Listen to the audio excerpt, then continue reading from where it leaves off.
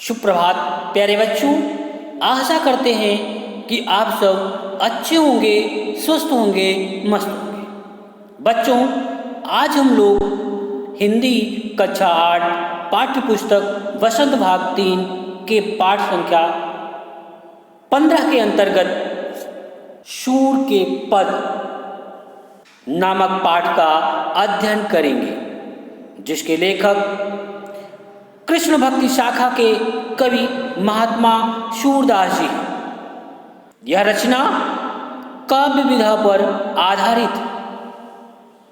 शूर के बारे में कहा जाता है कि शूर जन्म से अंधे थे, लेकिन जिस तरह से उन्होंने एक माँ की ममता का कोना कोना झांका है, उससे हम कह नहीं सकते कि शूर जन्मांध थे।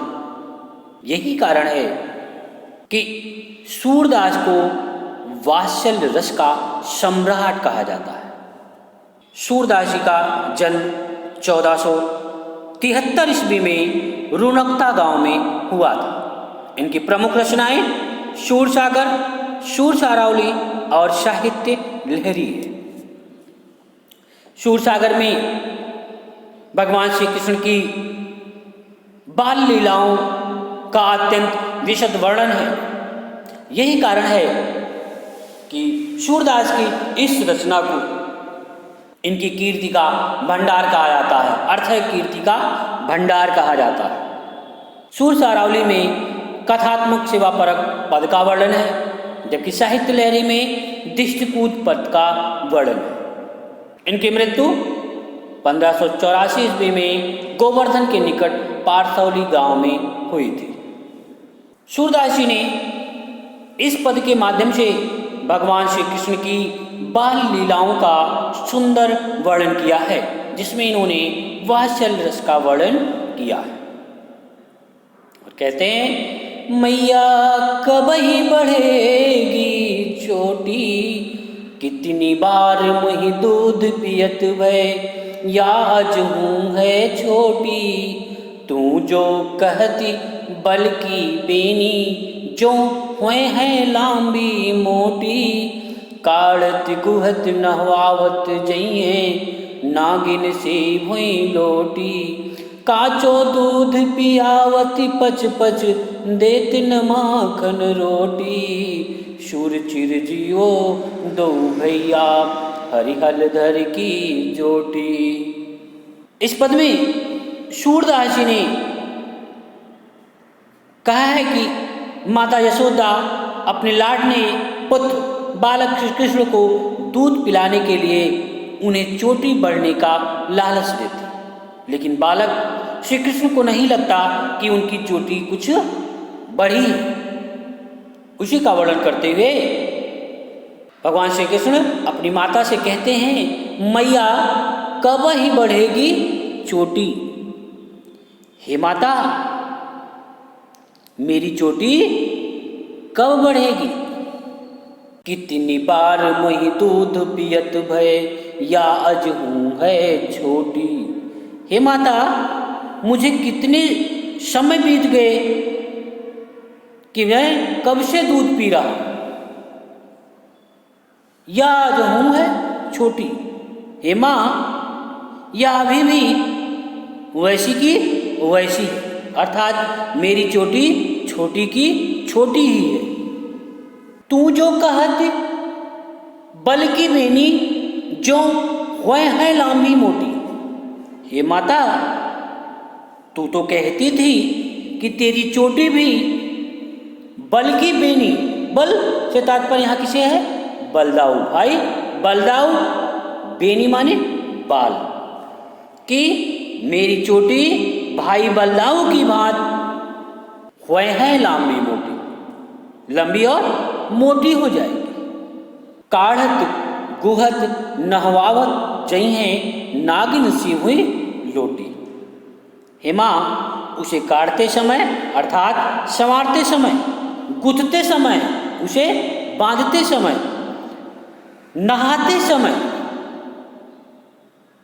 आपने कहा था ये कैसी हो जाएगी? नागिन सी हुई लोटी, जैसे नागिन एक सर जमीन पर लोटी हुई दिखाई देती है, उसी तरह से आपने कहा था कि मेरी जो चोटी है वो कैसी हो जाएगी, लंबी और मोटी, तथा पृथ्वी पर नागिन की भांति दिखाई देगी। काचो दूध पियावत पच पच। हे माँ, इस चोटी का लालच देकर तू मुझे काचो दूध पियावत, मुझे कच्चा दूध पिलाती थी। पच पच, बहुत पचने पर अर्थात आग्रह करने पर देत न माखन रोटी। हे माँ, मेरे बार बार आग्रह करने पर, विनती करने पर तू मुझे माखन और रोटी नहीं देती थी, जबकि मैं माखन और रोटी ही खाना चाहता हूं। अंतिम पद में सूरदास जी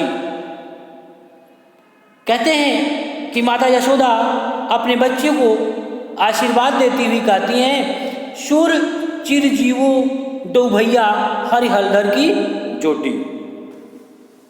हरि माने कृष्ण, हलधर बलदाऊ को कहा गया है कि जोटी माने जोड़ी। कृष्ण की और बलदाऊ की जोड़ी जो है वो दीर्घायु हो, चिरंजीव हो, ऐसा माता यशोदा आशीर्वाद देती हुई कहती है। माता यशोदा अपने बच्चे को आशीर्वाद देती हुई कहती हैं कि कृष्ण और बलदाऊ की जोड़ी सदैव चिरंजीव रहे। तो बच्चों, आज की कहानी में बस इतना ही। चलो देखते हैं कि आज आप लोगों ने क्या सीखा। बहुविकल्पी प्रश्न। आपका पहला प्रश्न है, इस पद के लेखक कौन है? आपके विकल्प हैं का कबीरदास, खा नरोत्तम दास, गा सूरदास, घा तुलसीदास। तो बच्चों, आपने सही अनुमान लगा लिया होगा कि आपका सही विकल्प क्या है। आपका सही विकल्प है गा सूरदास। आपका अगला प्रश्न है, मैया कब ही बढ़ेगी चोटी में मैया किसे कहा गया है? आपके विकल्प हैं का देवकी को, खा जानकी को, गा यशोदा को, खा ब्रज की किसी गोपी को। तो बच्चों, आपने सही अनुमान लगा लिया होगा कि आपका सही विकल्प क्या है। आपका सही विकल्प है गा यशोदा। आपका अगला प्रश्न है, यशोदा ने कृष्ण की चोटी को किसकी चोटी के समान लंबी और मोटी होने का प्रलोभन दिया था? आपके विकल्प हैं का बलराम की, खा ग्वाल बालों की, गा नंद बाबा की, घा इनमें से कोई नहीं। तो बच्चों, आपने सही अनुमान लगा लिया होगा कि आपका सही विकल्प क्या है। आपका सही विकल्प है का बलराम की। आपका अगला प्रश्न है, कृष्ण को क्या खाना अधिक पसंद है? आपके विकल्प हैं का दूध मलाई, खा दूध दही, गा दूध घी, घा माखन रोटी। तो बच्चों, आपने सही अनुमान लगा लिया होगा कि आपका सही विकल्प क्या है। आपका सही विकल्प है घा माखन रोटी। आपका अगला प्रश्न है, यशोदा कृष्ण की भोली भाली बातें सुनकर क्या आशीर्वाद देती है?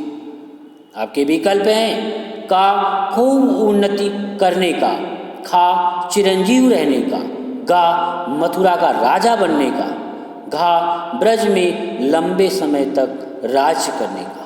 तो बच्चों, आपने सही अनुमान लगा लिया होगा कि आपका सही विकल्प क्या है। आपका सही विकल्प है खा चिरंजीव रहने का। आपका अगला प्रश्न है, इस पद में सूरदास ने कृष्ण के किस रूप का वर्णन किया है? आपके विकल्प हैं का युवा रूप का, खा वृद्ध रूप का, गा बाल रूप का, घा इनमें से सभी। तो बच्चों आपने सही अनुमान लगा लिया होगा कि आपका सही विकल्प क्या है। आपका सही विकल्प है गा, बाल रूप का। प्रश्न अभ्यास, निम्नलिखित प्रश्नों के उत्तर दीजिए। आपका पहला प्रश्न है, कृष्ण माता यशोदा से क्या पूछ रहे थे, स्पष्ट कीजिए। आपका दूसरा प्रश्न है, माता यशोदा ने कृष्ण को क्या बताया था।